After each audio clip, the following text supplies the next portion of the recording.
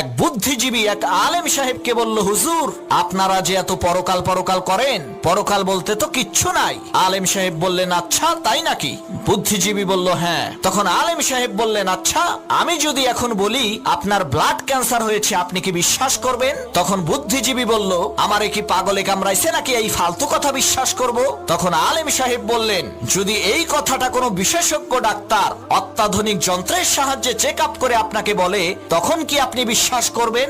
বুদ্ধিজীবী বলল, অবশ্যই বিশ্বাস করব। তখন আলেম সাহেব বললেন, আপনি ডাক্তারের কথা বিশ্বাস করবেন কারণ সে শরীরের বিশেষজ্ঞ, মানুষের দেহ সম্পর্কে সে ভালো জানে। তাহলে আলেমদের কথা বিশ্বাস করেন না কেন? তারাও তো আসমানি কিতাবের বিশেষজ্ঞ। কোরআন হাদিসের মাধ্যমে তারা পরীক্ষা করে বলেন যে পরকাল আছে, মৃত্যুর পরে আর একটা জীবন আছে, জান্নাত আছে, জাহান্নাম আছে। তখন বুদ্ধিজীবী তার বুদ্ধি খাটাইয়া বলল, হুজুর আপনি ঠিকই বলছেন, আপনার কথা সত্য, পরকাল আছে।